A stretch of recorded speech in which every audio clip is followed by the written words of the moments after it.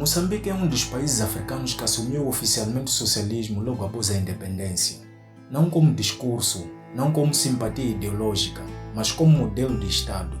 Nacionalizou empresas, controlou a terra, planeou a economia e centralizou o poder. Mas Moçambique escolheu o socialismo ou foi empurrado para ele? Foi uma decisão soberana ou uma decisão desesperada? E mais importante, quem realmente pagou o preço dessa escolha? Para entender isso, é preciso conhecer os moldes em que Moçambique foi criado. Em 1975, Moçambique não herdou um Estado funcional, herdou um esqueleto colonial. Durante os longos anos de colonização, o africano foi excluído da governação. Não houve formação de empresários nacionais e não houve acumulação de capital humano. Portugal não preparou Moçambique para ser independente, preparou Moçambique para servir e obedecer. Quando os colonos portugueses abandonaram o país em massa, levaram consigo gestão, conhecimento técnico, capital e ligação aos mercados. O país ficou com fábricas sem gestores, campos sem financiamento e portos sem estratégia. Capitalismo sem capitalistas nacionais é liberdade ou armadilha.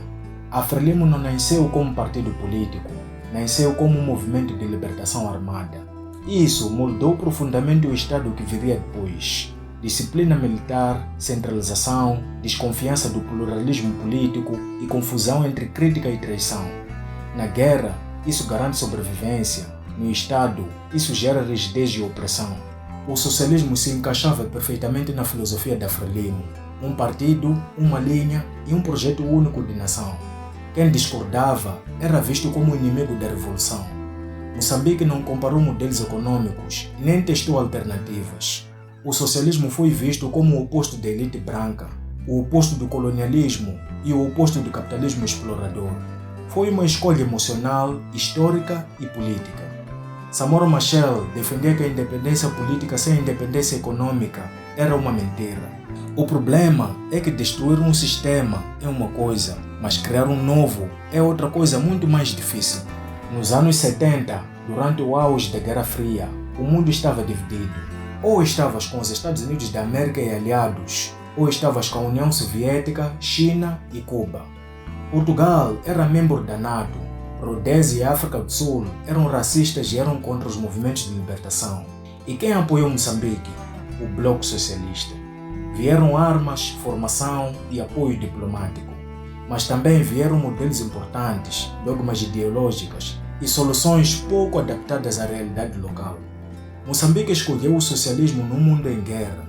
Sem empresários nacionais, o Estado assumiu tudo: produção, distribuição, planeamento e preços. As aldeias comunais foram apresentadas como progresso, mas para muitos camponeses isso significou perda de autonomia, ruptura cultural e decisões impostas. A terra tornou-se do Estado, mas o camponês continuou na pobreza. O socialismo era para libertar ou para controlar os moçambicanos. Mesmo que o socialismo tivesse potencial, mas com guerra civil devastadora, com infraestruturas destruídas, com milhões de deslocados e com uma economia de sobrevivência, nenhum sistema econômico funciona sob essa bruta realidade e bombardeamento constante. E enquanto o discurso falava de igualdade, a escassez aumentava. Surgiam mercados negros e surgiam privilégios silenciosos. Nos anos 80, o colapso era inevitável. Moçambique era um estado quebrado, cheio de dívidas e muito dependente da ajuda externa. A entrada para o FMI e o Banco Mundial foi aberta e o discurso socialista foi abandonado. Mas surge uma ironia histórica cruel. O socialismo acabou, a pobreza não, a desigualdade não, a dependência externa também não.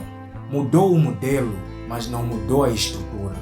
Mas Moçambique não foi exceção. Foi parte de uma onda africana.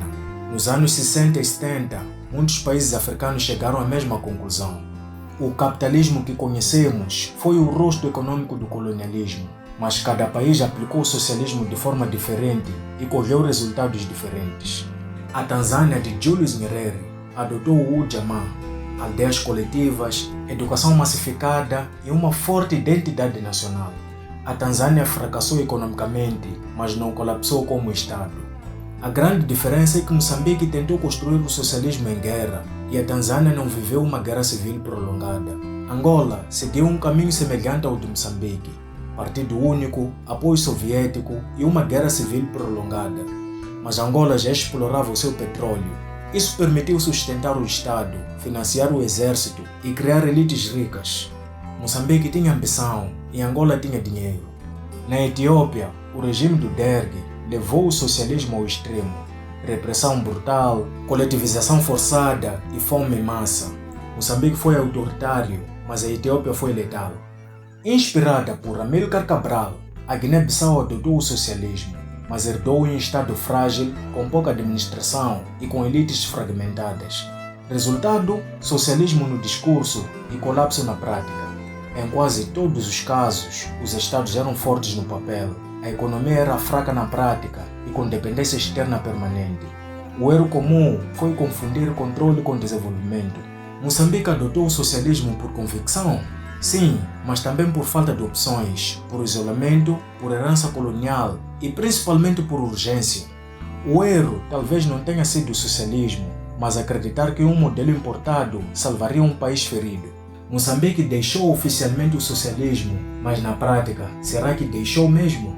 Hoje não falamos mais de partido único revolucionário, falamos de megaprojetos de gás, parcerias público-privadas, investimento estrangeiro e liberalização econômica. Mas deixa eu perguntar algo. Quem controla os recursos naturais hoje? Quem decide os contratos bilionários? E a quem realmente beneficia o gás e outros recursos minerais de Cabo Delgado? No tempo do socialismo, o Estado controlava tudo em nome do povo. Hoje, o mercado domina, mas o povo continua à margem. Antes, o discurso era igualdade. Hoje, o discurso é crescimento econômico. Mas crescimento para quem? Moçambique tem uma das maiores reservas de gás da África. Terras férteis, portos estratégicos e uma enorme população jovem. E ainda assim, há alta dependência de ajuda externa, escândalos financeiros numerosos, desigualdade crescente e conflito armado no norte. A verdade incômoda é esta.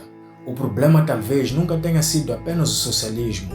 Talvez o problema seja a estrutura do poder que nunca mudou. Mudou o modelo econômico, mas a concentração de decisões continua no topo. Mudou o discurso, mas o cidadão comum continua distante do centro do poder. No passado, o Estado dizia: sabemos o que é melhor para ti. Hoje o sistema diz: o mercado resolverá, e o povo continua esperando. Talvez a pergunta certa não seja socialismo ou capitalismo, mas sim Moçambique pertence a quem? Ao povo, à elite política ou aos interesses externos? Enquanto essas perguntas não forem respondidas com honestidade, qualquer modelo econômico será apenas uma nova embalagem para o mesmo problema estrutural. E talvez seja isso que mais incomoda. Se este vídeo te fez refletir, comenta aqui embaixo. Moçambique precisa de mais Estado, mais mercado ou de uma transformação profunda na forma como o poder é exercido? Porque no final das contas, ideologias passam, mas as estruturas de poder permanecem.